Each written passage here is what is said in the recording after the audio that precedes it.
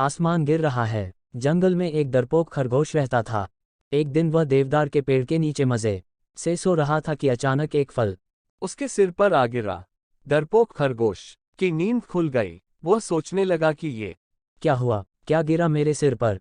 कहीं आसमान तो नहीं गिर रहा। दिमाग में ये सोच आते ही वह डर गया और फिर क्या, वह भागने लगा। वह बेतहाशा भागा चला जा रहा था। उसे इस तरह भागते हुए जब हाथी ने देखा तो पूछने लगा, अरे भाई खरगोश, क्या हुआ, क्यों ऐसे भागे जा रहे हो? खरगोश हौंकते हुए बोला, भागो भागो, आसमान गिर रहा है। खरगोश की बात सुनकर हाथी भी डर गया। वह भी उसके पीछे पीछे भागने लगा। कुछ देर बाद उनकी मुलाकात गैंडे से हुई। गैंडे ने भागने का कारण पूछा तो हाथी ने खरगोश से सुनी बात दोहरा दी, भागो भागो, आसमान गिर रहा है। ये सुनकर गेंडा भी डर गया और उनके पीछे हो लिया। अब जो भी उन्हें मिलता आसमान गिर रहा है सुनकर उनके पीछे भागने लगता। खरगोश ने पीछे हाथी, हाथी के पीछे गेंडा, गैंडे के पीछे भालू, भालू ने पीछे चीता और ऐसे ही जंगल के ढेर सारे जानवरों की कतार लग गई। सब बेतहाशा भागे जा रहे थे। इतने सारे जानवरों को इस तरह भागते हुए जब जंगल में टहल रही लोमड़ी ने देखा तो चकित रह गई।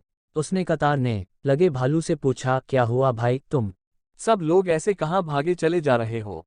भागो भागो, आसमान गिर रहा है, भालू चिल्लाया। ये सुनकर लोमड़ी अचरज में पड़ गई कि ऐसा भी कहीं होता है। उसने सारे जानवरों को रोका और बोली, इस तरह भागने से किसी समस्या का हल नहीं निकलेगा। चलो जंगल के राजा शेर के पास चलते हैं। सब लोमड़ी के पीछे हो लिए। थोड़ी ही देर में सारे जानवर शेर के सामने खड़े थे। लोमड़ी ने शेर को सारी बात बताई। ध्यान से सारी बात सुनने के बाद शेर ने पूछा, सबसे पहले किसने आसमान गिरते हुए देखा? सबने खरगोश की तरफ इशारा किया। शेर ने खरगोश से पूछा, तुमने कहाँ देखा कि आसमान गिर रहा है? वनराज, मैं देवदार ने पेड़ ने नीचे सो रहा था कि तभी मेरे ऊपर आसमान का एक छोटा टुकड़ा गिरा और मैं भागने लगा और सबको बताने लगा। वनराज, हम सबको भागना चाहिए, कहीं पूरा आसमान गिर गया तो हम सबका क्या होगा?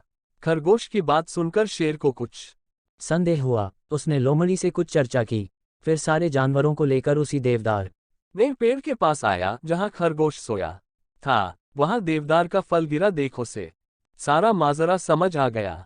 वह फल उठाकर शेर बोला, तो ये है आसमान। सारे जानवर समझ गए कि डरपोक खरगोश देवदार का फल गिरने पर सोचने लगा कि आसमान गिर रहा है। सब हंसने लगे। खरगोश बहुत शर्मिंदा हुआ। शेर ने खरगोश को समझाया कि इस तरह की अफवाह न फैलाए। उसने सारे जानवरों को भी समझाया कि बिना सोचे समझे किसी की बात का यकीन न करें। कहानी शिक्षा मिलता है कि बिना सोचे समझे अफवाहें न फैलाएं। किसी की बात पर बिना सोचे समझे विश्वास न करें।